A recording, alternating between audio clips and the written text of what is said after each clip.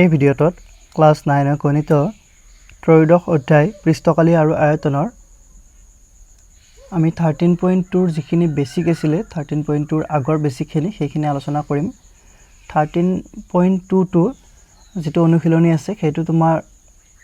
লম্ব বৃত্তাকাৰ সুঙাৰ পৃষ্ঠকালিৰ ওপৰত আধাৰিত সো মই লম্ব বৃত্তাকাৰ সুঙাৰ পৃষ্ঠকালি সেইটো কি বুজাই দিবলৈ চেষ্টা কৰিম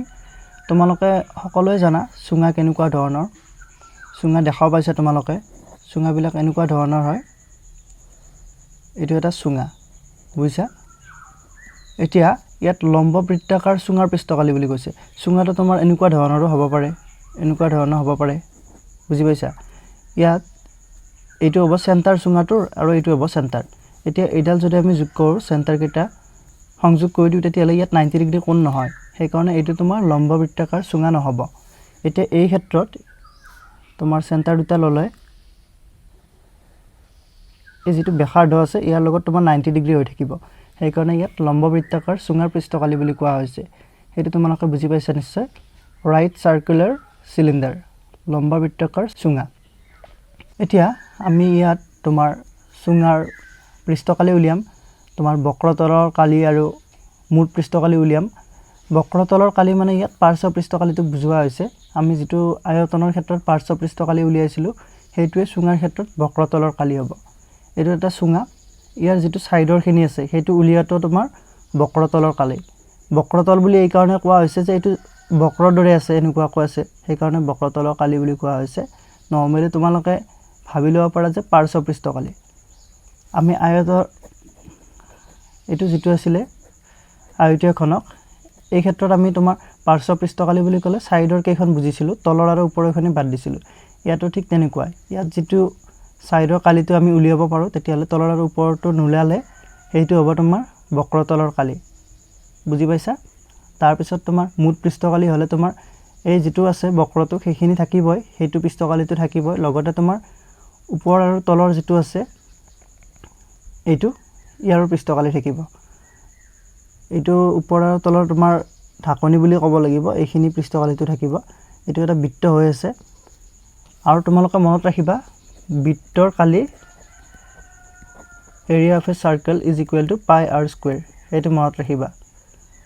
এতিয়া আমি প্ৰথমতে সুঙাৰ বক্ৰতলৰ কালি উলিয়াম বক্ৰতলৰ কালি মানে তোমাৰ এই যেটো সাইডৰ পৃষ্ঠকালিটো আৰু ওপৰ আৰু তলৰটো আমি নধৰো এতিয়া আমি প্ৰথমতে সুঙাৰ বক্ৰতলৰ কালি উলিয়াম বক্ৰতলৰ কালি উলিয়াবলৈ হলে মই জাস্ট সুঙাটোৰ জাস্ট एग्जांपल দি আছো এইখন কাগজ দেখিছা এইখন কাগজ ললো ইয়াৰ এইখিনি হৈছে দিক লেন্থ আৰু এইখিনি হৈছে তোমাৰ প্ৰস্থ বুজি পাইছা এটো লেন্থ আৰু এটো প্ৰস্থ এতিয়া এইখন কাগজৰে যদি আমি এটা সুঙা প্ৰস্তুত কৰো তেতিয়া হলে তোমাৰ সুঙাটো তোমাৰ এটো পকা দিয়া পিছত সুঙা হৈ যাব এটো হ'ব তোমাৰ সুঙা দেখিছা এটো সুঙা হলে এতিয়া আমি ইয়াত বক্ৰতলৰ কালি উলিয়াম অৰ্থাৎ তোমাৰ এই যিখিনি আছে এইখিনি গুটেখিনি কালি উলিয়াম ইয়াৰ তোমাৰ ওপৰৰ যিখিনি আছে আৰু তলৰ যেটো আছে হেতু আমি কালিটো নুলিয়াম ইয়াত যেটো আছে দেখিছা তল আৰু ওপৰৰ যেটো বৃত্তৰিতা আছে ইহতৰ আমি কালিটো নুলিয়াও বক্ৰ তলৰ কালি মানে তোমাৰ জাস্ট যেটো কাগজখনৰ যেটো সাইডটো আছে সেইখিনি কালি উলিয়াম নৰমালি তোমাৰ এনেকুৱা এটা বৃত্ত আছে এই বৃত্তটো তোমাৰ এই যিখিনি আছে এইখিনি পৰিধি বুলি কোৱা হয় আৰু বৃত্তৰ পৰিধি মনত ৰাখিবা তোমালোকে বৃত্তৰ পৰিধি ক্লাস 8 ত তোমালোকে পাই আহিছে এইবিলাক 2 পাই r এতিয়া এই বৃত্তটো যেটো পৰিধি আছে 2 পাই r আৰু এনেকুৱাকৈ বহুত কেইটা বৃত্ত লগ লাগি তোমাৰ এনেকুৱাকৈ ওখ হৈ গৈছে আৰু সেইখিনি যেটো উচ্চতাটোক যদি আমি h বুলি কও তেতিয়ালে বক্ৰতলৰ কালিটো হ'ব 2 পাই r h 2 পাই r h এই যেটো পৰিধি বৃত্তৰ এই পৰিধিটো হ'ব তোমাৰ 2 পাই r এতিয়া এই যিখন কাগজ আছে এই কাগজখনলে যদি তোমাৰ সুঙা এটা বনোৱা তেতিয়ালে তোমালোকে এটা কথা বুজিব লাগিব যে যেটো সুঙা হ'ব সেই সুঙাটোৰ তোমাৰ যেটো এই সাইডটো যি আছে তোমাৰ এটো সাইডে যেটো কাগজখিনি আছে সেইখিনি যেটো পৰিধি হ'ব হেতু হ'ব 2 পাই r অৰ্থাৎ লেন্থটো সেই কাগজখনৰ লেন্থটো এইখিনি লেন্থ তোমাৰ 2 পাই r হ'ব লেন্থটো 2 পাই r হ'ব আৰু যেটো উচ্চতাটো আমাৰ h নরমালি এতিয়া এটো যদি 2 পাই r হয় এইখিনি যদি h হয় তেতিয়া হলে তোমাৰ এই কাগজখনৰ যিটো কালি আছে কি হ'ব 2 পাই r ইনটু h হৈ যাব 2 পাই r h বুজি পাইছা কাগজখনৰ কালি অৰ্থাৎ তোমাৰ চুঙাটোৰ যিটো বক্ৰতলৰ কালি এইটোৱে হ'ব কাৰণ তোমাৰ চুঙাটো এইখন কাগজে আমি জাস্ট মেৰিয়াই দিছো মেৰিয়াই দিয়াৰ লগে লগে তোমাৰ যিটো এইটো সাৰ্কেলটো পাইছো তাৰ পৰি যিটো আমি পাই গলো 2 পাই r বুজি পাইছা কি ক'বলৈ গৈছো আৰু উচ্চতাটো তোমাৰ বুজি পাইছাই এটা কৈ আমি যদি এনেকুৱাকৈ জাপি থাকো বৃত্তবিলাক তেতিয়ালে তোমাৰ কিবা এটা উচ্চতা পাই যাম সেইটো তোমাৰ h বুলি ধৰি ললো সেইটো তেনেকৈ বুজি লব পাৰা নতুবা তোমাৰ এইটো পৰি যেটো 2 পাই r আৰু যেটো উচ্চতা আছে এইটো h বুলি ধৰিছো সো এটা সুঙাৰ বক্ৰতলৰ কালি হ'ব 2 পাই r h মই বুজোৱাহেনি কিমান ভালদৰে বুজালো হেতু গম পোৱা নাই তোমালোকে কমেন্ট কৰি জনাবা জাস্ট কনসেপ্টটো এইখিনিয়ে সো সুঙা বক্ৰতলৰ কালি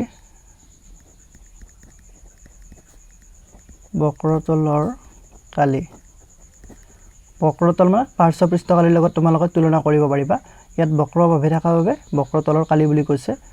পাৰ্শ্বপৃষ্ঠ কালিৰ নিচিনা সেম ওপৰ আৰু তলৰ যেটো আছে সেই পৃষ্ঠটো বাদ দিয়া হৈছে বুজি পাইছা সো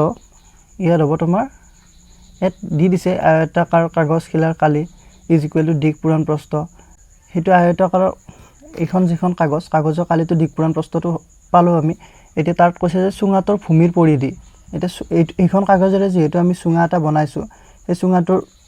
পৰিধি এটা থাকিব সেই পৰিধিটোৱে তোমাৰ এইখনৰ দিক হ'ব হেতু কথা কোৱা হৈছে আৰু চুঙাটোৰ যেটো ভূমিৰ পৰিধি হেতু আছে 2 পাই r হেতু পৰিধি মানে বুজি পাইছা ইয়াত এইখিনি পৰা এনেকৈ ঘুৰি পিনে আকৌ এইখিনি পোৱালো যিখিনি দিক সেইখিনি হ'ব পৰিধি সো চুঙাটোৰ পৰিধি আৰু উচ্চতাটো তোমাৰ h বুজি পাইছা সো হেতুৱে চুঙাটোৰ পৰিধি 2 পাই r আৰু h এইটো তোমাৰ চুঙাটোৰ বক্ৰতলৰ কালি এইখিনি বুজি পালা এতিয়া চুঙাটোৰ মূল পৃষ্ঠকালি ইয়াতো ঠিক বেলেগ একো নাই জাস্ট তোমাৰ এইখন আৰু এইখন পৃষ্ঠ দুটা যোগ কৰি দিয়া হ'ব বুজি পাইছা সো আকৌ চুঙাটোৰ মুঠ পৃষ্ঠকালি total surface area is equal to মুঠ পৃষ্ঠকালি ক্ষেত্ৰত তোমাৰ সোৱা চুঙাটো যেটো পাৰ্শ্ব পৃষ্ঠকালি অৰ্থাৎ বক্ৰতলৰ কালি সেইখিনিটো থাকিবই তাৰ লগতে তোমাৰ ওপৰৰ আৰু তলৰ পৃষ্ঠ দুখন যোগ হ'ব সো চুঙাটোৰ বক্ৰতলৰ কালি প্লাস চুঙাটোৰ ভূমি আৰু শীৰ্ষত থকা বৃত্ত দুটাৰ কালি কি ক'বলৈ গৈছো বুজি পাইছা চুঙাটোৰ বক্ৰতলৰ কালি প্লাস চুঙাটোৰ ভূমি আৰু শীৰ্ষত থকা বৃত্ত দুটাৰ কালি চুঙাটোৰ ভূমি এইটো এটা ভূমি তলত থকা হেনে আমি ভূমি বুলি কম তাৰ পিছত ওপৰত থকা হেনি শীৰ্ষ বুলি কলো মই সো ভূমি আৰু শীৰ্ষত থকা এই দুটা বৃত্ত আছে এইটো এটা বৃত্ত সো এই দুটা বৃত্তৰ কালি আৰু এই দুটা বৃত্তৰ কালি সমান হ'ব সমান হোৱাৰ কাৰণটো হৈছে সোৱা এইটো যেটো কেন্দ্ৰৰ পৰা যদি এইটো ধৰা ব্যাসাৰ্ধটো ইয়াত যদি r হয় ইয়াতো তোমাৰ r হ'ব ব্যাসাৰ্ধটো সেম আছে সেই কাৰণে বৃত্ত দুটা কালিটো সেম হৈ যাব সো দুটা বৃত্তৰ কালি দিছো আমি হেতু মনত ৰাখিবা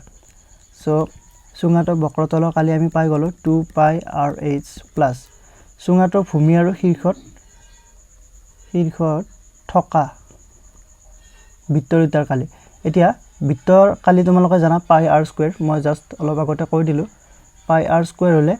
ইয়াত ভূমি আৰু শীৰ্ষ দুটা বৃত্তৰ কথা কোৱা হৈছে সো দুটা বৃত্ত থাকিলে পাই r স্কয়াৰ প্লাস পাই r স্কয়াৰ একেলগে লিখি দিব পাৰিবা তোমালোকে 2 পাই r স্কয়াৰ 2 পাই r h প্লাস 2 পাই r স্কয়াৰ এইটো আছে তোমাৰ চুঙাৰ মূল পৃষ্ঠকালি আৰু এইটো তোমালোকে 2 পাই r টো কমন লব পাৰিবা কিতাপত তেনেকুৱাকৈ দিয়া আছে হিকত 2 পাই r কমন ললে তোমাৰ ইয়াত থাকিব h প্লাস ইয়াত থাকিব r সো 2 পাই r কমন ললো এটো h থাকিল আৰু এটো r থাকিল সো ইয়াত কিতাপত r প্লাস h দিয়া আছে হেতু একা কথা এইখিনিয়ে চুঙাটোৰ মুঠ পৃষ্ঠকালি আশা কৰো এটো বুজি পাইছা জাস্ট তোমালোকে কনসেপ্টটো ক্লিয়াৰ ৰাখিবা মই আৰু এবাৰ ৰিপিট কৰি দিছো এটো এটা চুঙাটোৰ বক্ৰতলৰ কালি মানে তোমাৰ যেটো সাইডত যেটো আছে বক্ৰভাৱে সেইখিনি কালি আৰু চুঙা এটা তোমাৰ নৰমালি এটা আয়তাকাৰ পৃষ্ঠৰ পৰা বনাব পাৰি যদি সেইটো তোমাৰ তুলনা কৰা তেতিয়াহ'লে এইটো যদি আমি এটা চুঙা বনাই দিওঁ তেতিয়াহ'লে এইখিনি তোমাৰ হ'ব চুঙাটো পৰিধি অৰ্থাৎ ইয়াত দিগ হৈ যাব বুজি পাইছা আয়তটোৰ দিগ এইটো 2 পাই r হ'ব চুঙাৰ পৰিধি তাৰপিছত উচ্চতাটোক আমি h বুলি দি দিছোঁ সো চুঙাটোৰ কালি হৈ যাব 2 পাই r h তাৰপিছত বক্ৰতলৰ কালি তোমাৰ ওপৰৰ পৃষ্ঠ আৰু তলৰ পৃষ্ঠখন নাথাকে এই বৃত্ত দুটা নাথাকে তাৰপিছত মুঠ পৃষ্ঠকালি তোমাৰ ওপৰৰ বৃত্তটো আৰু তলৰ বৃত্তটো ল'ব লাগিব সো চুঙাটোৰ বক্ৰতলৰ কালি প্লাস এইটো আৰু যে চুঙাটোৰ ভূমি আৰু শীৰ্ষত থকা বৃত্ত দুটাৰ কালি আৰু বৃত্তৰ কালি পাই r স্কয়াৰ সো দুটা আছে সো 2 পাই r স্কয়াৰ হৈছে সো 2 পাই r h প্লাস 2 পাই r স্কয়াৰ বুজি পাইছা এটো তোমাৰ কমন লৈ দিছো কমন নললে কোনো কথা নাই যদি তোমালোকৰ কনফিউজ লাগে কমন লোৱাত তেতিয়ালে তোমালোকে এইটো লাইনে মনত ৰাখিবা ওপৰটো এইটো লাইন মনত ৰাখি থৈ দিবা আশা কৰো ভিডিওটো চাই বুজি পাইছা নেক্সট আমি অনুশীলনীৰ কোৱেশ্চন বিলাক আলোচনা কৰিম যদি ভিডিওটো ভাল লাগিছে like comment share and subscribe কৰি দিবা আৰু লগতে তোমালোকে যদি ফেসবুক ইউজ কৰা তেতিয়ালে ফেসবুকত আসামিজ এডুকেশ্যন পেজটো ফলো কৰি থবা থ্যাংক ইউ